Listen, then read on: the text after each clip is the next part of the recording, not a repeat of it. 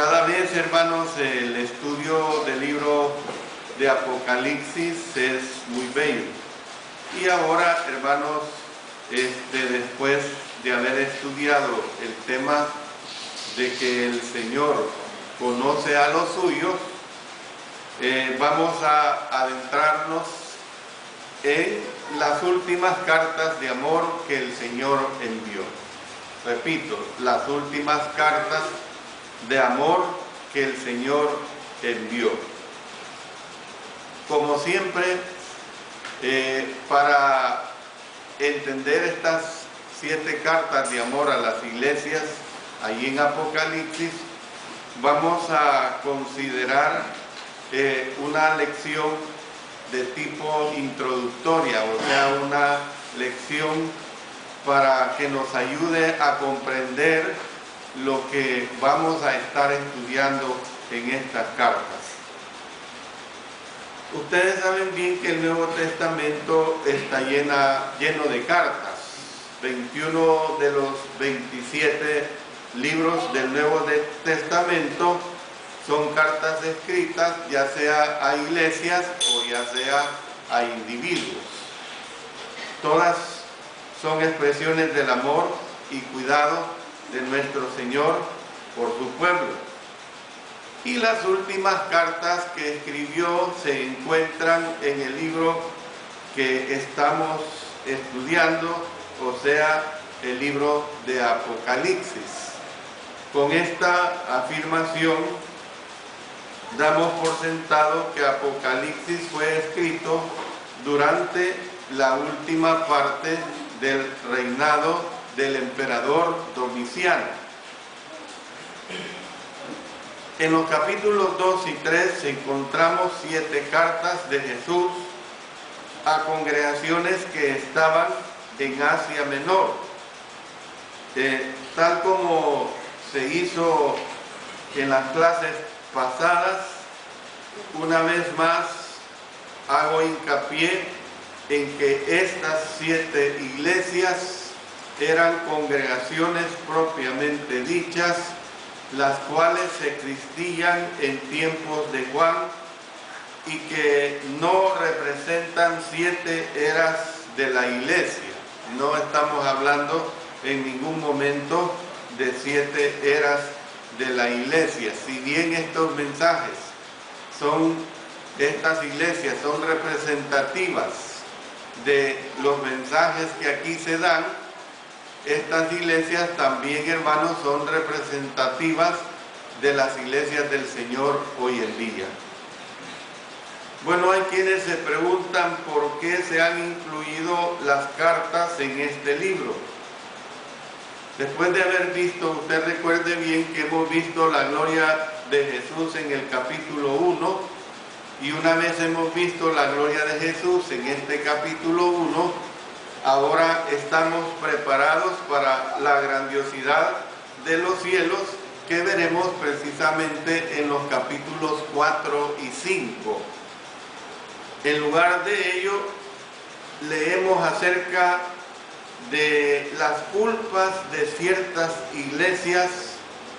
Me refiero a los capítulos 2 y 3 antes de hacer mención a los capítulos 4 y 5, donde vamos a ver esa grandiosidad, pero es necesario que entremos al análisis que se nos presenta en estos mensajes a las 7 iglesias en estos capítulos 2 y 3.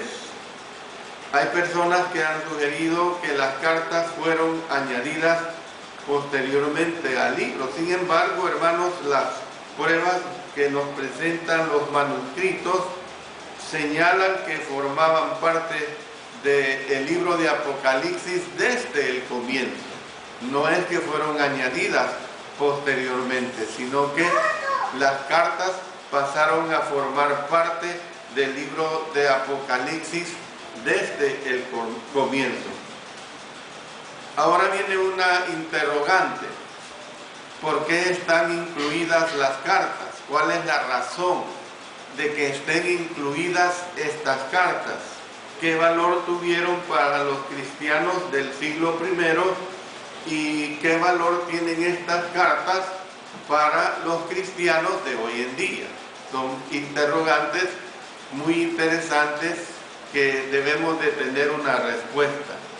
Y por eso es, hermanos, que en esta lección deseamos responder precisamente a estas y a otras interrogantes al disponernos a analizar estas 7 cartas en detalle. Pero una vez les doy a ustedes esta nota introductoria, quiero que tratemos acerca del propósito de estas cartas. Estas cartas tienen varios propósitos, no solamente es un propósito, tienen varios propósitos. En primer lugar, contribuyen a hacer práctico el libro. Eso es bien importante que lo retengamos. Contribuyen a hacer práctico el libro. Sin las cartas, la invitación que tenemos en el capítulo 1, verso 3, lo leemos nuevamente: bienaventurado el que lee y los que oyen las palabras de esta profecía y guardan las cosas en ellas escritas, porque el tiempo está cerca. Entonces, ¿qué es lo que vemos? Que sin las cartas, o sea, estas 7 cartas de los capítulos 2 y 3, la invitación de este verso 3 del capítulo 1 en el sentido de leer y guardar las cosas escritas no tendrían mayor sentido. ¿Por qué? ¿Por qué no tendrían mayor sentido? Porque los capítulos 2 y 3, óigase bien, los capítulos 2 y 3 contienen más mandamientos directos que todo el resto del libro. Contienen más mandamientos directos que todo el resto del libro. En segundo lugar, las cartas proporcionan una transición que lleva de la visión del Señor glorificado, hermanos, a las visiones que se presentan en los capítulos del 4 hasta el final del libro, o sea, del capítulo 4 hasta el capítulo 22. Entonces, podemos ver que los mensajes que Jesús les envía a las 7 iglesias tienen un enfoque que apunta a 3 direcciones. ¿Cuáles son esas 3 direcciones? Bueno, aquí en estas 3 direcciones se ven las condiciones de aquellos tiempos. ¿Cuáles eran las condiciones de aquellos tiempos? En primer lugar, la visión de Cristo, que ya la hemos descrito en el capítulo 1. En segundo lugar, las cartas a las cuales estamos haciendo referencia en los capítulos 2 y 3. En los capítulos 2 y 3, que son las que vamos a estudiar. Y en tercer lugar, el resto de Apocalipsis en los capítulos 4 hasta el 22. Bueno, cuando hablamos en esta situación de las condiciones de aquellos tiempos, vamos a ver varios aspectos y voy a señalar al menos 2 o 3 de estos aspectos.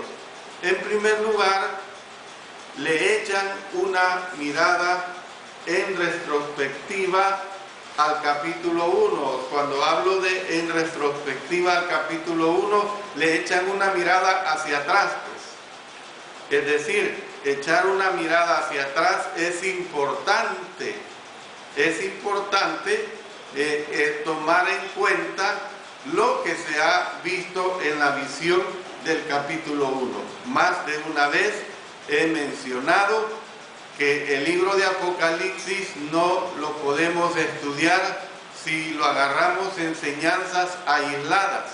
Usted perfectamente en muchos libros de las Sagradas Escrituras puede tomar pasajes que no necesariamente con algún otro pasaje del libro y usted puede dar la enseñanza. En el caso de Apocalipsis no, es una cadena que se da claramente. Tenemos al comienzo de cada carta una descripción de Cristo y por lo general esta es tomada de la visión de apertura. Por lo general esta es tomada de la visión de apertura. En segundo lugar, miran a su alrededor. Fíjense bien, miran a su alrededor. Miran a su alrededor a las condiciones de los tiempos del apóstol Juan. En la esencia de cada carta se obtiene una idea de los tiempos, pues el Señor Jesús le planteó un desafío único a cada congregación. Y es precisamente ese desafío que vamos a estar viendo en cada una de estas siete iglesias. En tercer lugar, miran hacia adelante a los capítulos del 4 hasta el 22. Fíjense bien. Miran hacia adelante a los capítulos del 4 al 22. Por eso es que usted tiene que entender que es una cadena, es algo que no se suelta. Entonces podemos ver pues que en la conclusión de cada carta hay promesas que anticipan temas del resto del libro. Usted se dará cuenta que nos anticipa temas del resto del libro, o sea, temas que se verán posteriormente en el resto de nuestro libro. La relación de algunas de las promesas con el resto de Apocalipsis es claramente manifiesta. Otras relaciones son menos manifiestas, pero la mayoría de las relaciones van a ser señaladas a medida que avancemos en el estudio de la carta. Por ejemplo, fíjense bien, en la carta a la iglesia que está en Éfeso, se les hace una promesa a los destinatarios ahí en Éfeso. ¿En qué sentido se les hace esa promesa a los destinatarios? Bueno, en el sentido de que comerán del árbol de la vida. Miren lo que dice en Efesios capítulo 2, verso 7. El que tiene oído, oiga lo que el Espíritu dice a la iglesia. Al que venciere, le daré a comer del árbol de la vida, el cual está en medio del paraíso de Dios. De esto, hermanos, leeremos en el último capítulo, o sea, en el capítulo 22. Noten lo que dice el capítulo 22 y el versículo 2. En medio de la calle de la ciudad, a uno y a otro lado del río, estaba el árbol de la vida, que produce 12 frutos, dando cada mes su fruto, y las hojas del árbol eran para la sanidad de las naciones.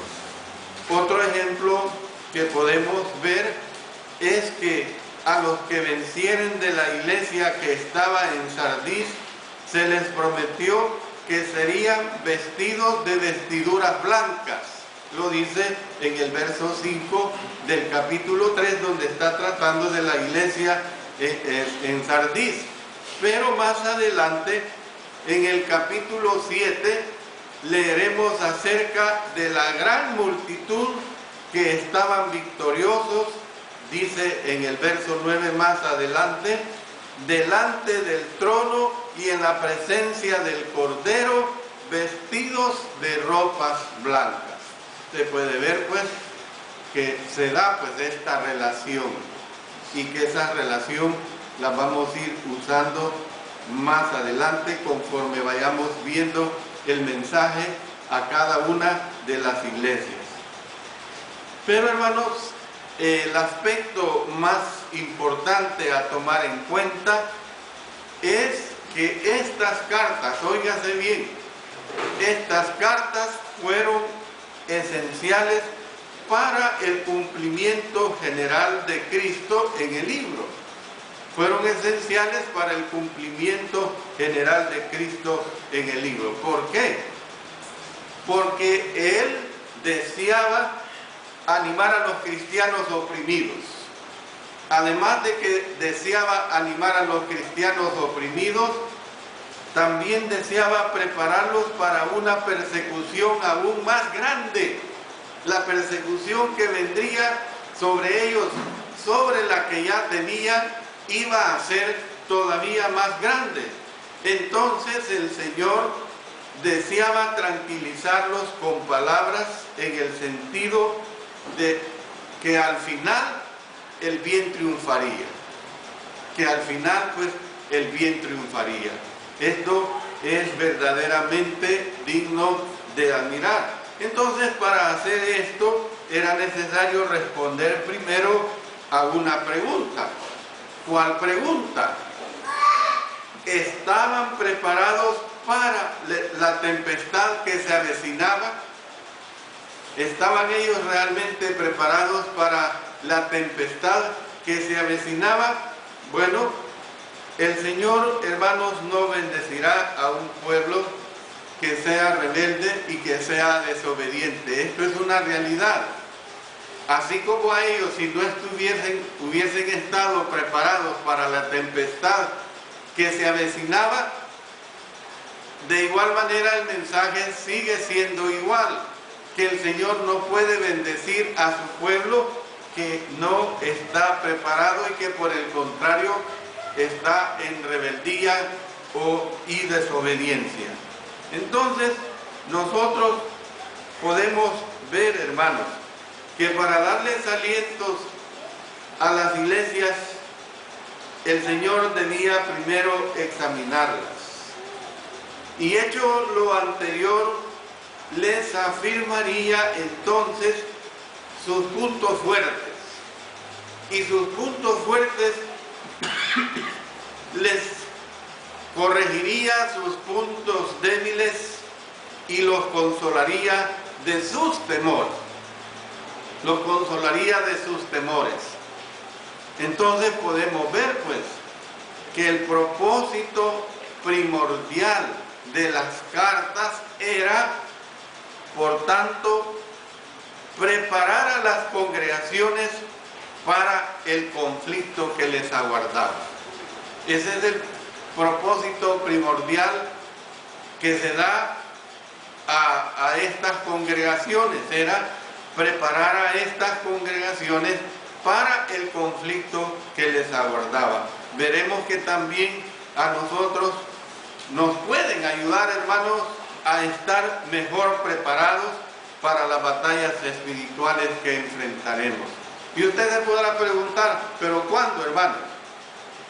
Mire, usted tiene que entender lo que las batallas espirituales en cada uno se pueden dar el día de hoy, mañana, pasado, o a lo mejor usted ya las ha tenido. Usted no está esperando una situación semejante a los tiempos que los primeros cristianos vivieron, porque estamos hablando de batallas espirituales, estamos hablando de conflictos espirituales, estamos hablando de lo interno. ¿Ven? Yo, por ejemplo, tengo batallas espirituales. ¿En qué sentido? Voy a hablar en una pequeña faceta de mi vida. Para mí es muy difícil, hermanos, tolerar a los religiosos cuando los oigo trazar la palabra de Dios en una forma torcida totalmente. Es una batalla espiritual para mí. Es algo que yo no puedo tolerar estar oyendo, pero que tengo que soportarlo y tengo que pedirle a Dios que me ayude. ¿Por qué? Porque yo no puedo cambiar al mundo religioso. Son millones y millones y millones de personas que están trazando la palabra del Señor torcidamente. Les importa poco la doctrina neotestamentaria.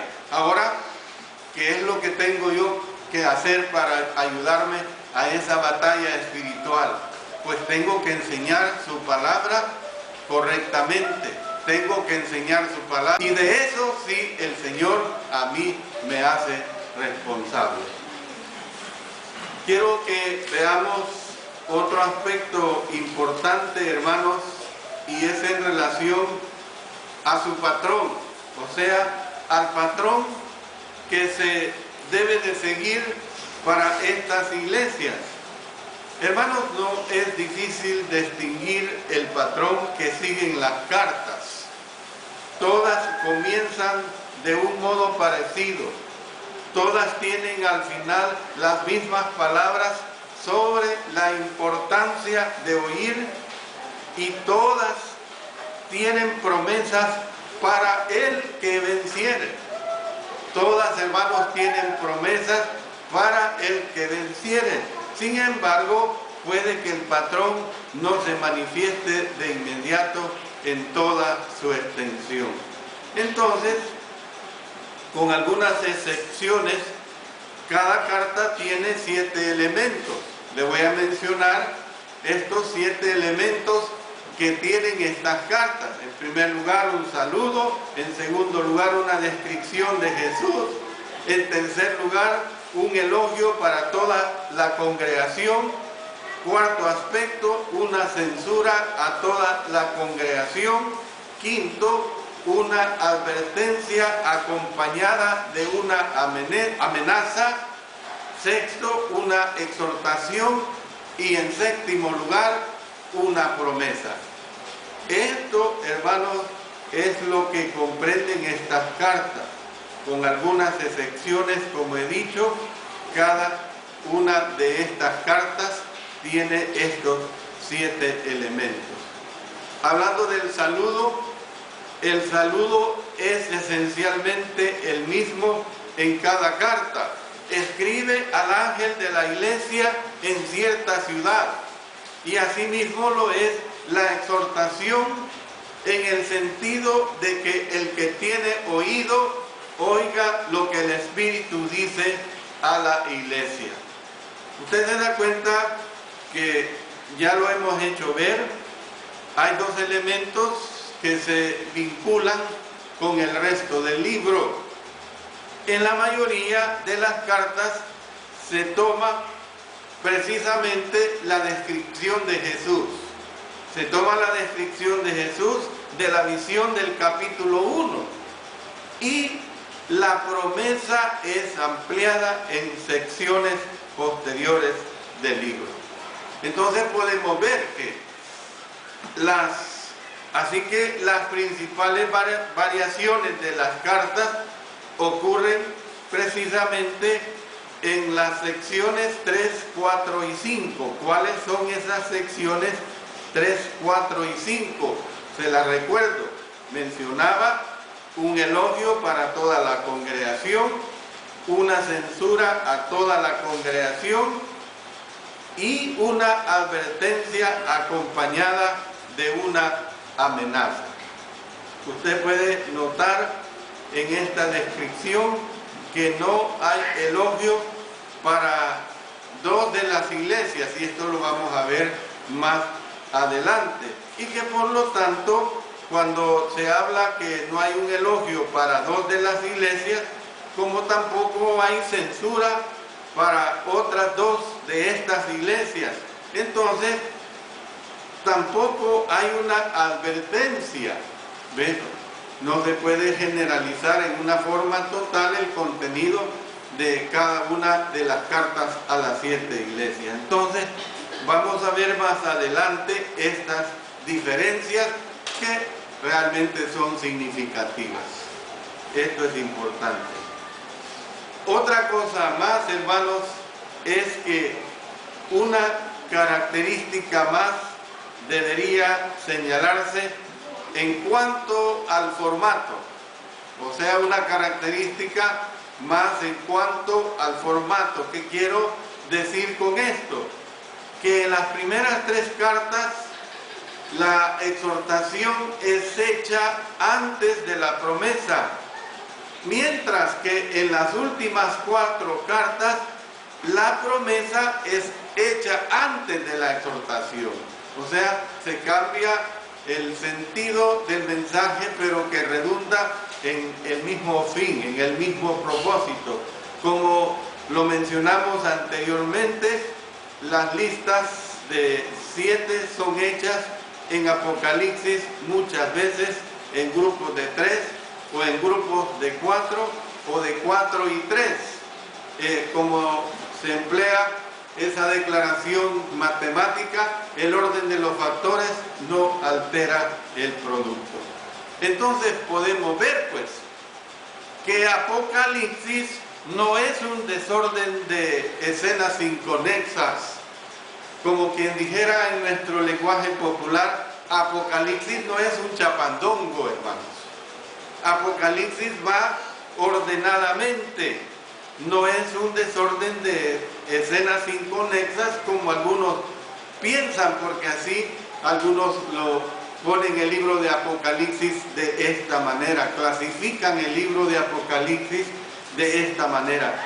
No hay nada dejado al azar al respecto. ¿Por qué?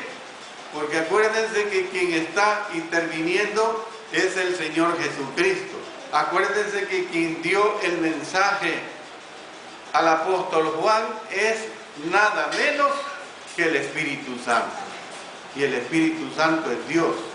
Tiene el mismo poder que el Padre y que nuestro Señor Jesucristo. Pero también, hermanos, es importante destacar algunos asuntos mayores en estas cartas. ¿Qué quiero decir de destacar algunos asuntos mayores en estas cartas?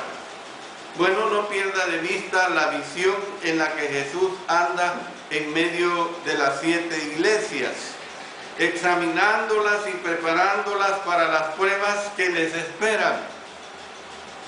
¿Qué lecciones suponemos o qué lecciones usted puede suponer que se necesitan de acá, de estas cartas? Bueno, cada carta tiene una nota distintiva, cada carta tiene su peculiaridad, alguna singular y penetrante palabra o alguna frase que constituye una característica especial de la carta, que constituye a lo mejor un reto, la cual resume la totalidad del mensaje. Por eso es que usted va cuando se habla de una iglesia muerta, usted se va a referir a una iglesia específica. Tienes nombre que vives, pero no vives. Así, usted se va a identificar con esa frase específica que se le dio a esa iglesia. Entonces, si combinamos las diferentes notas, vamos a obtener una descripción de 7 puntos de lo que Cristo desea en su iglesia ahora en día. Es bien importante esta situación. Luego se propuso palabras claves para cada una de las iglesias, y le voy a dar de las 7 iglesias una palabra clave de cada una de ellas. Es bien interesante esto. Por ejemplo, la iglesia que estaba en Éfeso necesitaba volver a su primer amor. Ahí lo va a leer usted en el verso 4 del capítulo 2. La iglesia que estaba en Esmirna debía prepararse para el sufrimiento. Ahí lo va a leer en el verso 10 del capítulo 2. La iglesia que estaba en Pérgamo necesitaba defender con firmeza la verdad. Ahí lo leerá también en los versos 14 y 15. A la iglesia que estaba en Tiatira se le pedía mayor santidad. Lo leerá en el verso 20. A la que estaba en Sardis carecía de autenticidad. Verso 1 del capítulo 3. A la iglesia que estaba en Filadelfia se le instaba a aprovechar las oportunidades para el evangelismo. Verso 8, primera parte del capítulo 3. Y a la iglesia que estaba en la Odisea se le censuraba por falta de consagración. Lo leerá en el verso 15 de el capítulo 3. Entonces, si reuniéramos estas 7 características en una sola congregación, mire las características, estas 7 características en una sola congregación. Primero, amor. Segundo, sufrimiento. Tercero, verdad. Cuarto, santidad. Quinto, autenticidad. Sexto, evangelismo. Y por último, consagración. Entonces, si uniéramos estas características para una sola congregación, tendríamos una comunidad ideal del pueblo de Dios. Esa es la realidad, una comunidad ideal del pueblo de Dios. Y hermanos, en otras palabras, pues nosotros tenemos que luchar para ser una comunidad del pueblo de Dios con estas 7 características. Cuando avancemos en el estudio de las cartas, estoy seguro de que le va a impresionar lo cuán práctica es precisamente la enseñanza que hay en ellas. Para la iglesia de hoy en día, usted notará la practicidad que se presenta para aquellas iglesias, la practicidad para la iglesia de hoy en día. Hermanos, tenemos necesidad pues de las lecciones que se encuentran en las cartas a las 7 iglesias que estaban en Asia. No podemos verlas de lejos, no podemos verlas en una forma de recelo, no podemos verlas en una forma descuidada. Son mensajes que atañen para nosotros, la iglesia hoy en día. Quiero terminar diciendo, hermanos, lo siguiente, que había problemas en la senda que los cristianos de Asia Menor debían andar. Y yo le quiero decir, hermanos, que a nosotros también nos esperan problemas. A nosotros también nos esperan los problemas. Usted no lo sabe. Usted no lo sabe. Yo le he puesto la ilustración de este día con el problema de mi vehículo. El problema lo empecé a tener desde las 5 de la tarde del día de ayer. Usted dirá, bueno, es un problema material. No, hermanos, es un problema porque a las 8:30 tenía que estar en el aeropuerto y le empiezo a dar vuelta a la cabeza.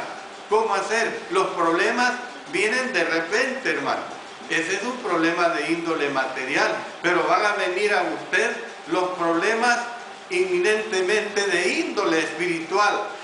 Y usted va a tener que hacerle frente a esos problemas. Una lucha verdaderamente dura. Puede que no se trate de la misma clase de problemas que los cristianos del primer siglo tuvieron, pero igual probará los problemas que tengamos ahora en día, van a probar nuestras almas.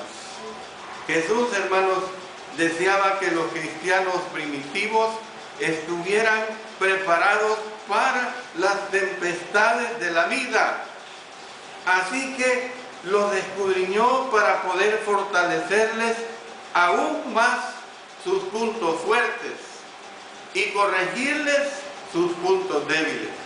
Cada uno de nosotros, hermanos, tenemos puntos fuertes.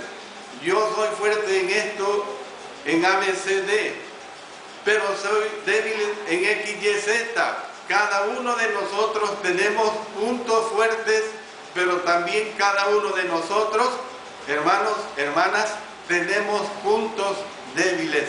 Y es por eso que se demanda la fidelidad a nuestro Señor. Es por eso que se demanda la integridad a nuestro Señor. Recuerde pues que el Señor no bendecirá a un pueblo que es rebelde. Recuerde que el Señor no bendecirá a un pueblo que es desobediente. El Señor no bendice a un cristiano rebelde. El Señor no bendice a un cristiano desobediente. Por eso el Señor también desea que nosotros, óigase bien, nosotros estemos preparados para cualquier vicisitud que pueda sobrevenir en nuestras vidas. Tenemos que estar preparados para cualquier vicisitud que pueda sobrevenir en nuestras vidas. La preparación todavía depende, hermanos, de tres factores importantes y quiero compartir con ustedes estos tres factores importantes. En primer lugar, una evaluación honrada de nuestros puntos fuertes y débiles. Usted y nadie más que usted conoce sus puntos fuertes como conoce sus puntos débiles. Entonces usted tiene que hacer una evaluación de cada una de esas situaciones. Y en segundo lugar, el fortalecimiento de nuestros puntos fuertes. Usted tiene en aquello que es fuerte, tiene que fortalecerlo. Le voy a poner un ejemplo sencillísimo. Usted tiene la virtud de llegar a las reuniones muy temprano. Usted llega media hora antes. Entonces, ¿qué es lo que tiene que hacer? Fortalecer ese punto fuerte. ¿En qué sentido? Mantener ese punto fuerte. Pero de repente usted no tiene que decir, ya me aburrí de llegar media hora antes y voy a empezar a llegar 15 minutos tarde. No, ha empezado a fallar. Tiene que mantener en fortalecer mucho sus puntos fuertes. Y en tercer lugar, la corrección de nuestros puntos débiles.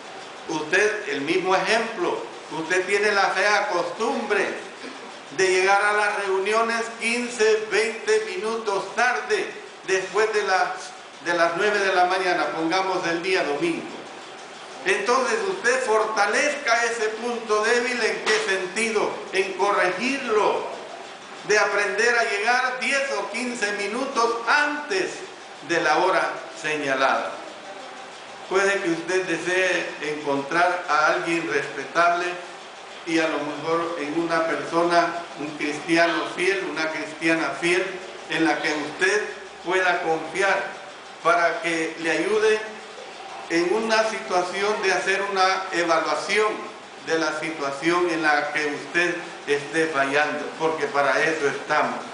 Luego yo le pido pues que se dedique a fortalecer sus puntos fuertes y a corregir sus flaquezas. Esto fue precisamente lo que hizo el Señor con las 7 iglesias del Asia. Esto fue lo que hizo, ayudarles con estos mensajes. Entonces, hermanos, cada uno de nosotros necesitamos preguntarnos, ¿estoy preparado o preparada para las batallas de la vida? Usted lo sabe. Yo no lo sé. Usted y nadie más que usted lo sabe. ¿Qué necesito hacer para prepararme para tales batallas de la vida? Bueno, fortalézcase en la palabra de Dios, fortalézcase en la comunión, fortalézcase en ser fiel a nuestro Señor. Y se podrá preguntar, ¿estoy dispuesto a hacer lo que sea necesario? Usted tiene también la respuesta. Yo solamente le digo a usted que Dios le bendiga en la realización de tal empresa espiritual. Que Dios le bendiga, hermano, hermana, en la realización de tal empresa espiritual. Usted lo puede lograr. ¿Cómo? Con la ayuda de nuestro Señor. Y este es el mensaje introductorio que quería presentarles precisamente en relación a estas últimas cartas de amor que el Señor envió. Que el Señor nos bendiga. Amén.